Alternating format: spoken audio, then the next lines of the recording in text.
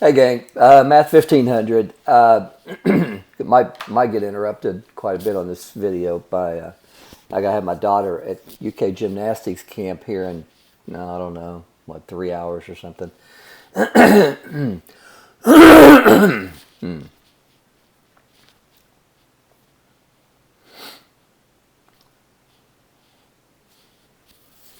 Hey guys, Math 1500.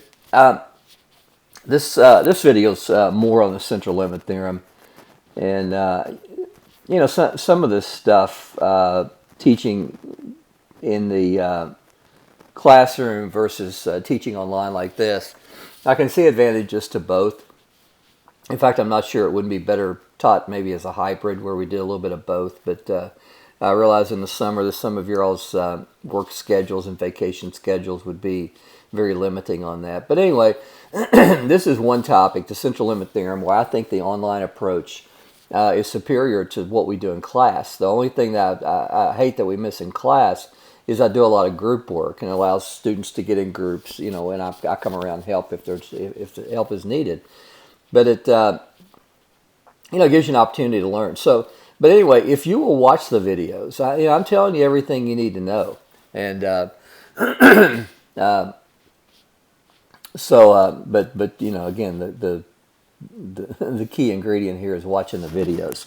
Let's talk about some other stuff. All right, you got your exam coming up. So exam number 1 is on, I think, June 30th. Let me check my phone and make sure that's right. I think that's on Tuesday. Yeah, it's next Tuesday. What I will do, and I'll announce the room later in a video, I'll be on campus tomorrow, and I'm going to get this stuff arranged. But I'm going to be available from 10 a.m. Excuse me, I know that comes through just horribly loud, but having a hard time getting going this morning. So 10 a.m. to 3 p.m.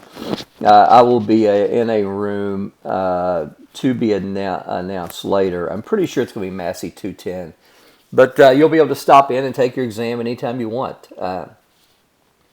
There's 20 computers in there, and there's a chance that, I'm going to be giving my exam to my 1500 and 1700 class. So there's a chance that you may have to wait on a computer, but I kind of doubt it.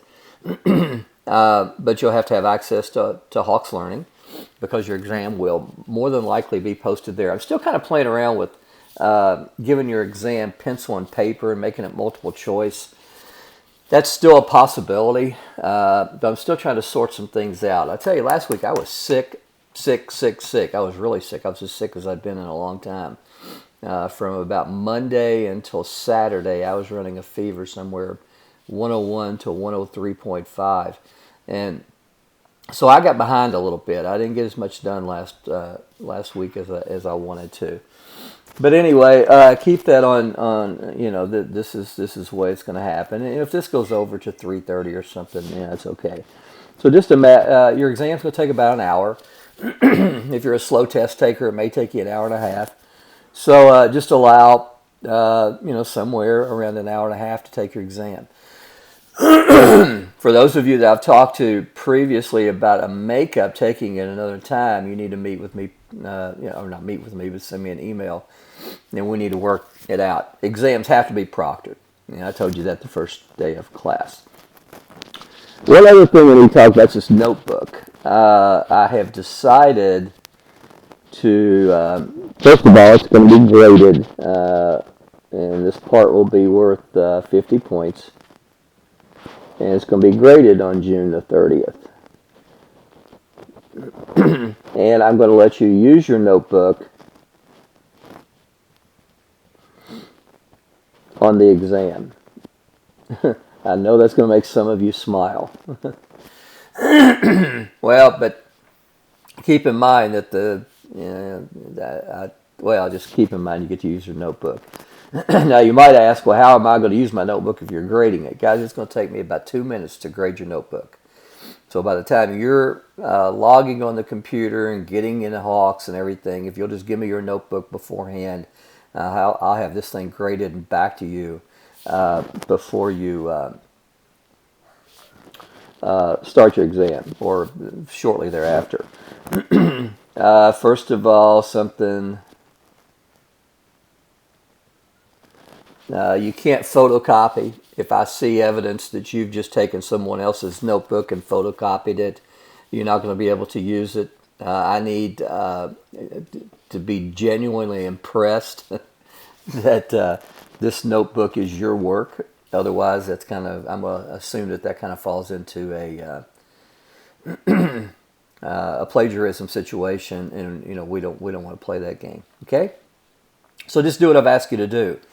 It's been very simple. Watch all the videos. Take notes as if you were taking notes in class, because this notebook is going to be extremely handy in working homework problems, and very, very, very handy, very helpful in taking your examination. Guys, the exam's going to be challenging. If you've been farting around and not doing what I've asked you to do, and you're behind on the videos, and you try to catch up and watch the videos kind of halfway, half-hearted, you're going to have a bad day on the 30th. But if you've been doing what I've asked you to do, watch all the videos, watch them patiently, don't skip around, and watch them, not in conjunction with watching Grey's Anatomy.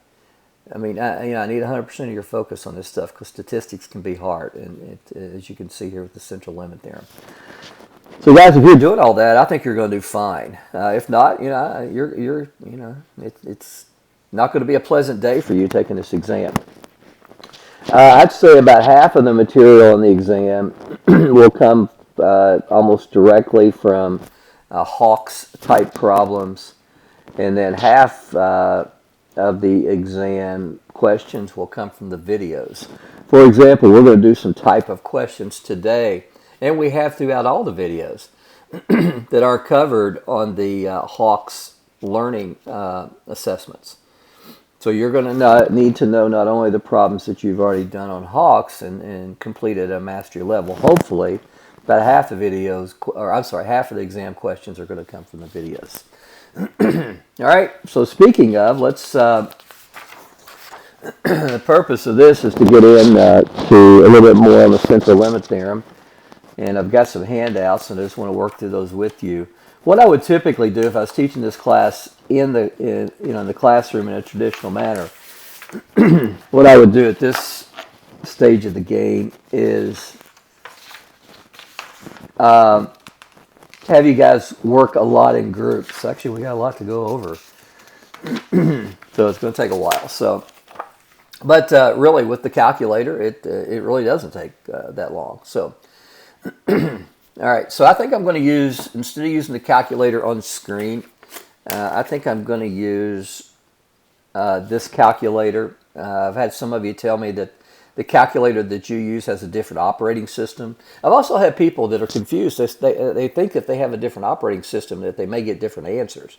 That's not going to happen. The operating system just has to do with the way you enter the information in the calculator. The processing and everything behind the scenes in the calculator, those things are the same, so you're going to get the same answer. So let's get into here. So this is the calculator that I'll use today. So it says you draw many samples of size 15 from a population that's normally distributed, mean 120, standard deviation 20. Normal distribution says we don't have any sample size issue. What are the values of the mean and standard deviation of the distribution of sample means? Well, guys, the mean of the distribution of the sample means is going to be the mean of the population that we're drawing from. Central limit theorem tells us that. The standard deviation of the sample means is going to be the standard deviation of the population we're drawing from divided by the square root of n. Well, the standard deviation of the distribution we're drawing from is 20, and our sample size is 15. So if we can put 20 divided by the square root of 15 in our calculator, which we should be able to do with no problem, we get 5.16. I'm going to just round this to... So I'm going to just think of this as 5.2. Okay? Now, because I know the next question that we have. So the next thing is to sketch the distribution of the sample means using the 68, 95, 99.7% rule when n is equal to 15. Be able to indicate 1, 2, and 3 standard deviations above. All right, so this is going to be pretty cool. Well, I don't know about cool, but it's going to be easy. So do your best to drawing a normal distribution. So smack dab in the center is going to be the mean, which is 120. And then one standard deviation above the mean is going to be add 5.2. Add another 25.2. And add another, I say 25.2, 5.2. Add another 5.2. All right, come on this end and subtract a 5.2. So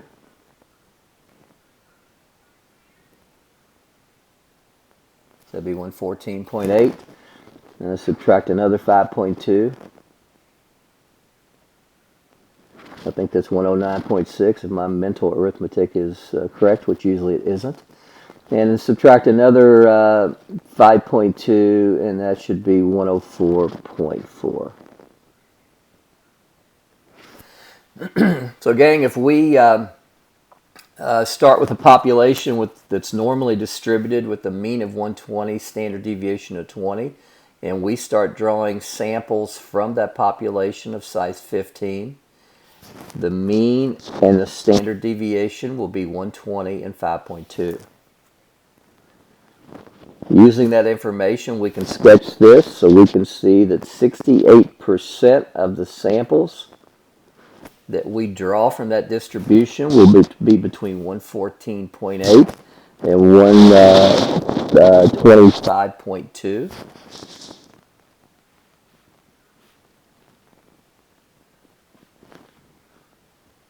"95% of the sample means will be between 109.6 and 130.4.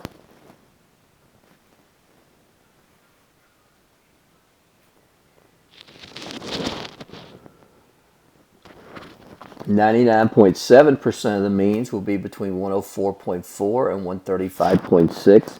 It will be really rare, only 0.15%, which again, think of that, that's only 15 out of 10,000. So only 15 out of every 10,000 samples that you draw will result in a sample mean of 135.6 or higher. Same thing down in this tail. It's going to be really rare to get a sample mean of 104.4 or lower.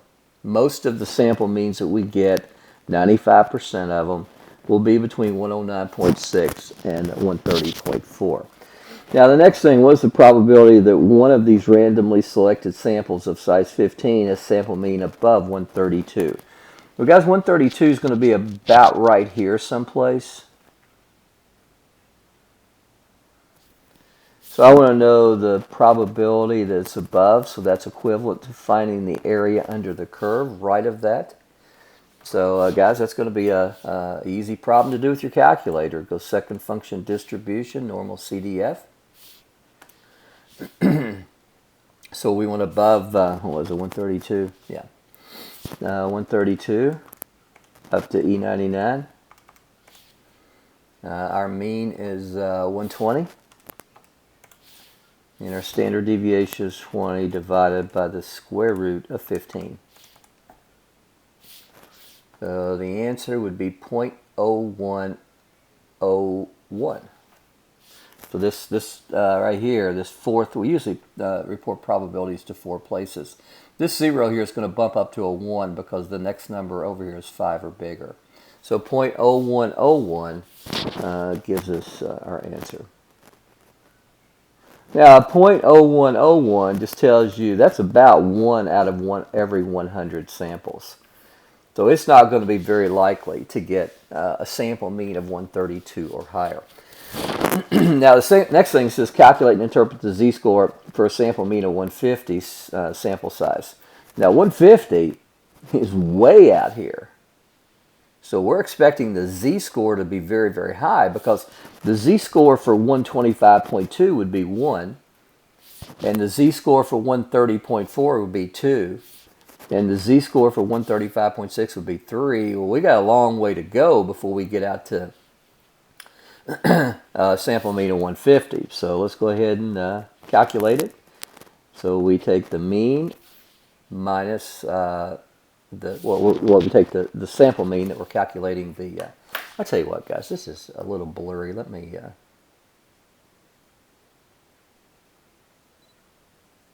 All right, let's see if that helps a little bit.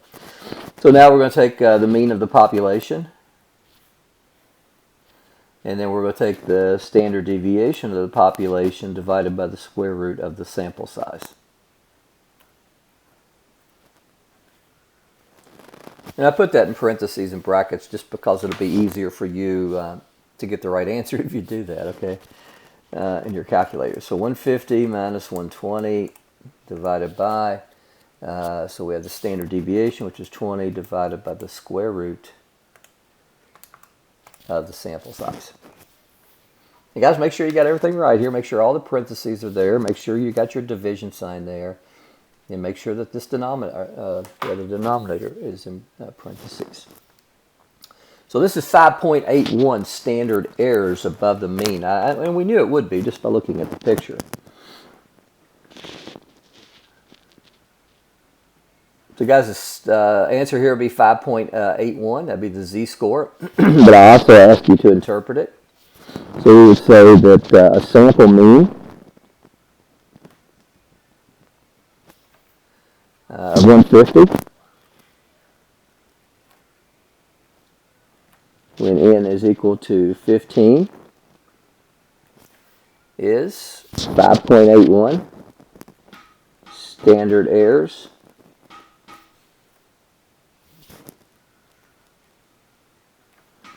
above the mean. Very similar to just a standard z-score interpretation. But the only difference is because this sample mean is dependent on the sample, because it's used in the calculation, we have to report that in the interpretation. Okay?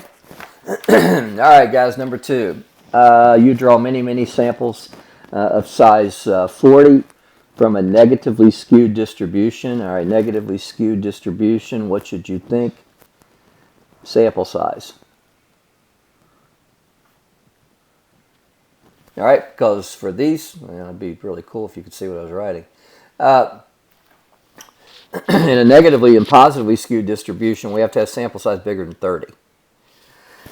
So setting n equal 40, all right, that's cool. So it's bigger than 30. What's the mean and the standard deviation? So guys, again, mu sub x bar is just the mean of the population, which in this case is 25. And sigma sub x bar is just the standard deviation of the population divided by the square root of the sample size, which is 40. So 3.5 divided by the square root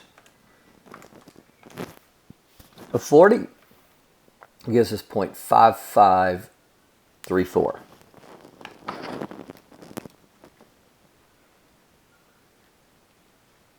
Now, the reason I went to 4 places here is typically standard error you do. Last time I only went to 2 places, well, actually 1 place in the end, because I knew I was going to draw that picture and I didn't want to, add stuff. Heck, I had a hard enough time 5.2. Now, what's the probability that one of these randomly selected samples of size n equal 40 has sample mean below 22.5? Guys, 22.5 is about right there. Remember, 25 is in the middle. So 22.5 is everything to the left of that. So I know I start with negative infinity.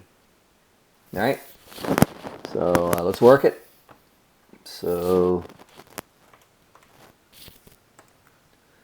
negative infinity up to 22.5. With a mean of 25.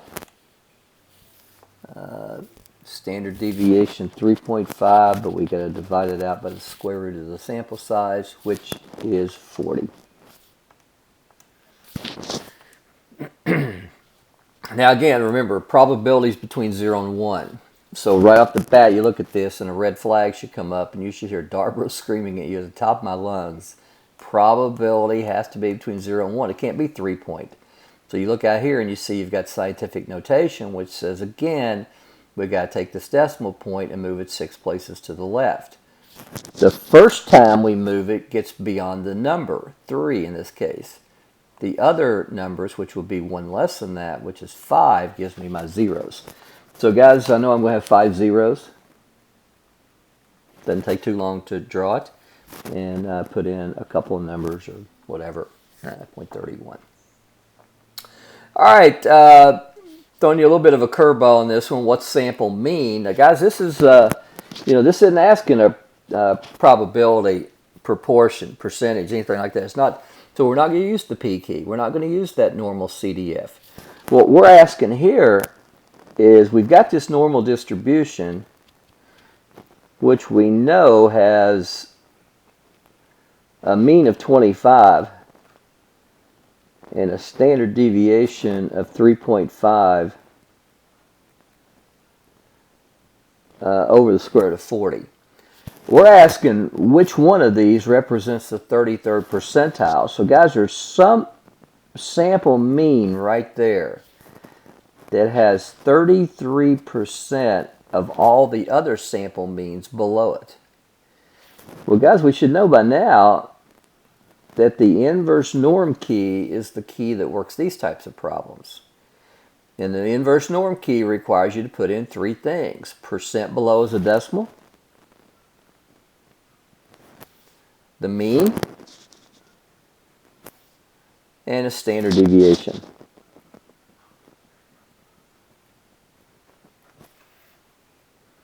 So put that in our calculator. Life is good. I don't know if life is good, but so 0.33, comma 25, and then put the standard deviation is, guys. It is so tempting to put 3.5 and stop. But remember, central limit theorem, you got to come in and divide by the square root of the sample size, which is 40. So guys, the sample mean would be 24.76.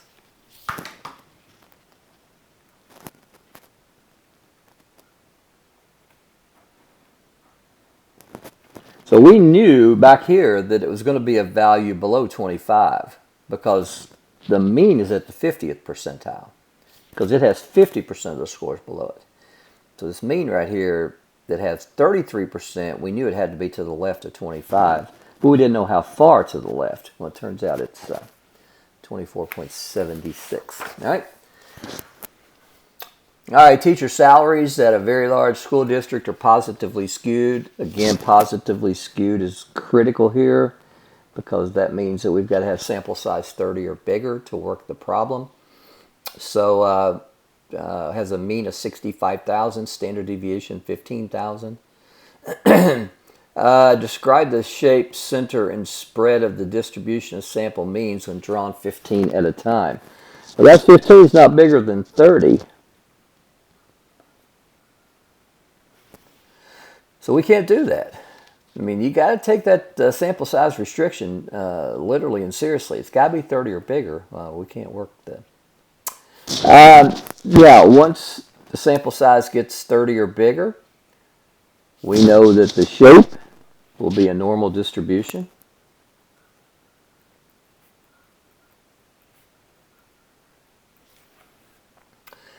We know that the center will be the mean, and that's the mean of the original population.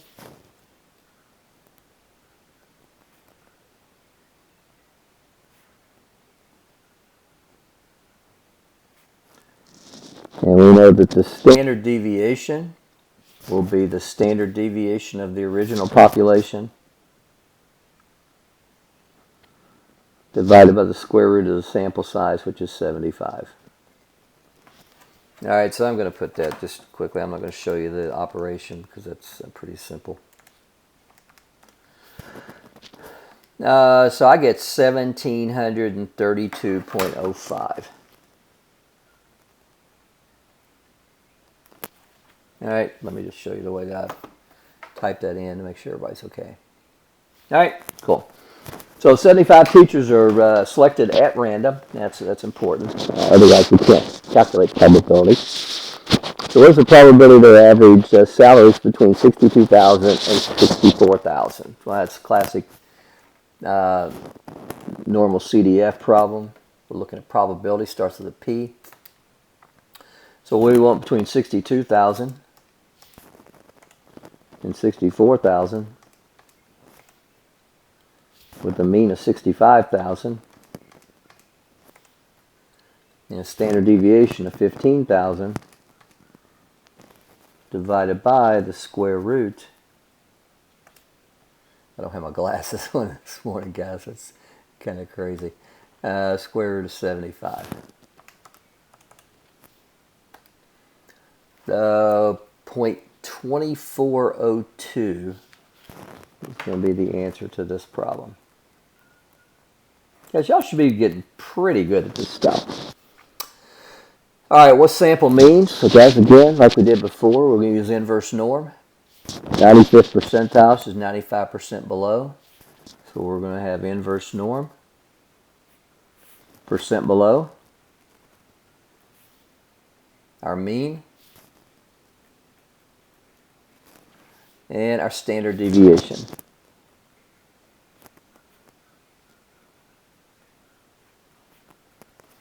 Guys, if you want to get these problems wrong, then don't put that divide by the square root of the sample size. You'll get it wrong every time, and that's not the purpose. We want to get these things right.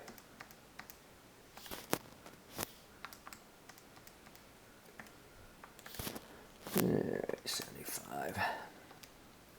So guys, there's what I get. So 67,848.97.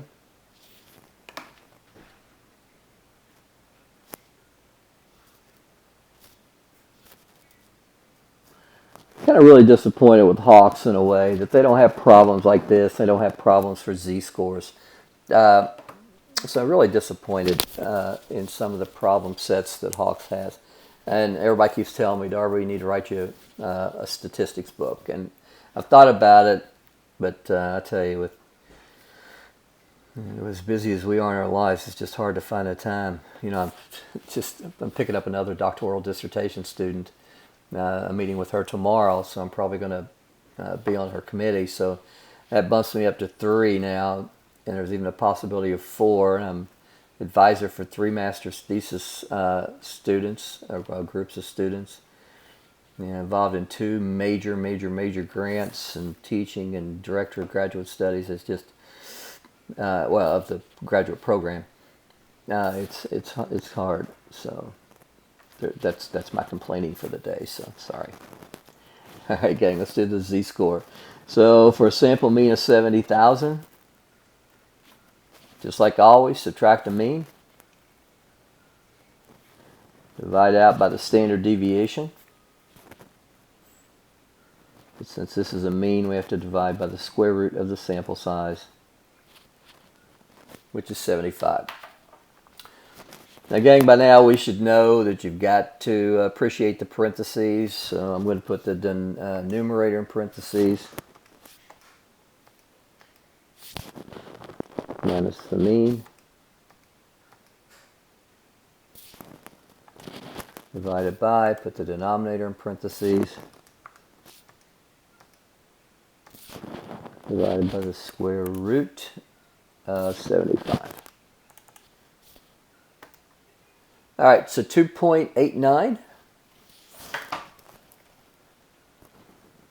Now in class, I wouldn't be this fast. I would, be a little slower. But guys, y'all have access to that pause button. So if you need to see how I put that in the calculator, you can pause. So just like before, there's not going to be anything different. And you can look back at your notes, which you should have taken. You just say that a sample mean is 70,000 when the sample size is 75. It's 2.89 standard errors.